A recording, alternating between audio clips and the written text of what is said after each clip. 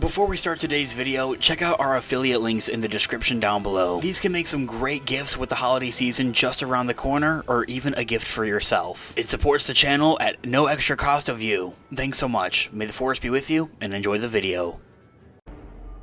Hello there. This is where the fun begins. What's up guys, Unofficial Star Wars here. Hope you're all doing well, and in this video, it's more of an unusual video. We're going to be discussing a new Star Wars Explained into the regards of the Bad Batch, the biggest contribution to a galaxy far, far away that might have been a complete accident from the animated show. Let's go ahead, hop right on into it, break it all down for you guys, everything that we know, and everything furthermore that we could be anticipating for a possible potential return of the Bad Batch to a galaxy far, far away right now. Before we do though, however, grab that subscribe button if you haven't already, as we're discussing and covering all types of Star Wars related news, leaks, rumors, theories, and breakdowns here on the channel. So if you guys are into any of that, go ahead and grab that subscribe button today. Okay, so in this video we are going to be taking a quick read from CBR.com as an overall garnering source. I'll have their article linked in the description down below for you guys to check out there as well. So as I had mentioned there in the prologue there, coming as a bit of a disclaimer, the Bad Batch's biggest contribution to a galaxy far, far away of the Star Wars franchise might have been a complete accident. I don't entirely 110% agree with, but let's look at with what their article really has to explain here for themselves. The final season of Star Wars, the Bad Batch saw the emphasis team of clones save their brethren and find peace during the turbulent reign of the Galactic Empire. However, one of the most mysterious aspects of the final season is Project Necromancer. It was left largely shrouded in mystery. Beyond the basic connection to a subject midichlorian count and the use of cloning technology, its main purpose remains of a lingering plot point.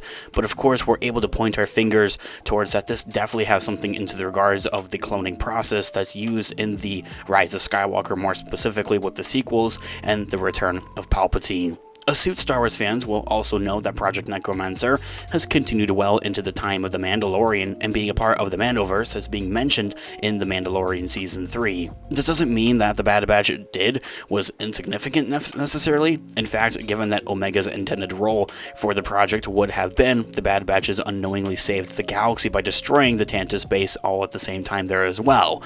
So more into the regards of a canon explanation, that was what comes as more of an accident, but yet still has such larger implications that we know of, and that those characters really know of, that they've done for the Star Wars galaxy, speaking in terms of canon. Their victory ensured the Sith wouldn't return to the galaxy anytime sooner than anyone would have maybe been prepared for. So first things first, what exactly is Project Necromancer for those of you that may not be familiar? Project Necromancer was an attempted to recreate an individual's midichlorian account, essentially recreating force sensitivity within a clone. It is effectively a means to successfully clone Emperor Palpatine in all of his force sensitivity and all of his force powers, as we see displayed into the sequel trilogy with the Rise of Skywalker, and it also would have meant that he would then transfer his spirit into this said clone in the event that he was killed. Now, he almost got there when he was still around during the events of the original trilogy and during the prequels and everything of that nature. I think that there's more implications to that and more story building and more just, really overall projects that we're going to be seeing based upon this here inside and out of the Bad Batch. I also want to discuss maybe where we could see the potential of the Bad Batch making a comeback within a galaxy far, far away. Maybe, fingers crossed, sooner than later. But besides that, Project Necromancer was a top secret experiment conducted by the Empire's Advanced Science Division. It was a mix of biological and cloning research in an attempt to replicate an individual's M count or midichlorian count through cloning. Since it was nearly impossible to direct clone as an individual's M count, a new method was explored to transfer it over through a binder. In short, Project Necromancer was intended to successfully recreate an individual's power in the Force, and potentially even enhance it if multiple M-count donors could be sourced for the project in question.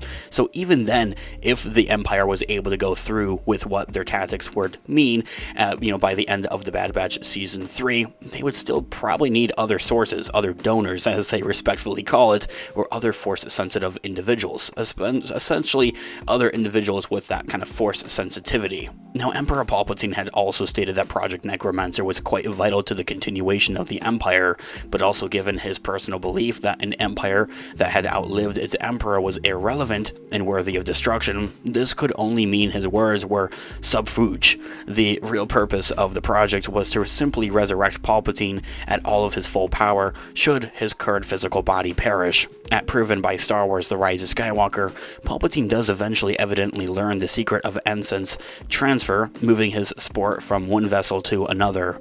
Ideally, he would have also transferred his spirit to a healthy cloned body of himself, but it doesn't seem that he had gotten that far, and was much rather transferred to another cloning body, one that's more disregarded essentially. With it being impossible to clone a Force-sensitive individual nearly with their midichlorian account intact, though the only other option would be to transfer his spirit to an equally powerful host, a task made more difficult by the fact that a few revival of Palpatine's Force potential, and would also have the wills that he would need to overpower to assume that control. Essentially, body hop and take over possess somebody else's body, essentially, is what that would mean. And I think this came as a large theory after the events of The Rise of Skywalker, and even a bit of what kind of upset some fans at the end of The Rise of Skywalker, is that sure, you can destroy his cloned body, but his essence of that Force ghost, essentially we'll call it, to simple things, essentially, is still out there and still around, essentially. And like, he could just kind of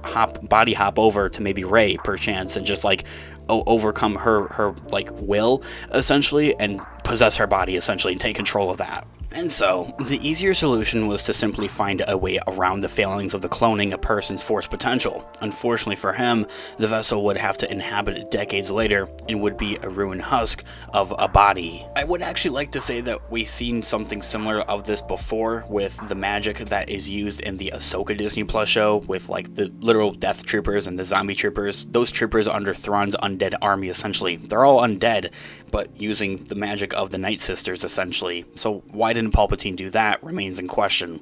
However, Project Necromancer would also be revived under the command of Commander Brendol Hux, the father of Commander Hux as seen in the sequel trilogy of the Imperial Shadow Council during the events of the Mandoverse, as seen in The Mandalorian Season 3, who wished to use the project to introduce a new leadership to the Imperial remnants, because he didn't necessarily believe under the rule of Thrawn or Moff Gideon. To say that Moff Gideon was a leader, though, however, is a different discussion.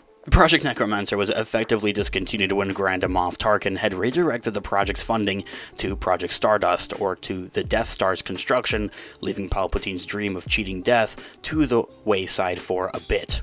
The Emperor most likely could not find a way to justify such a secretive and expensive project when its administration had failed so abysmally, and likely had accepted the redirection of funds with no small amount of bitterness, at least for the time being, essentially just reprioritizing. All in all, I wouldn't believe this to be a direct confirmation, or really even indication that we would see the return of the Bad Batch anytime soon. Even then, they would have to be outside of another project, so maybe somewhere in the Mandoverse is where we'll keep our hope. This all being said, guys, let me know all of your thoughts and opinions in the comments down below. I would love to hear what you guys are all thinking. Thanks so much for watching today's video. Of course, this has been Unofficial Star Wars. I'll catch you guys in the next one. Have a great one. May the Force be with you as always. Peace out.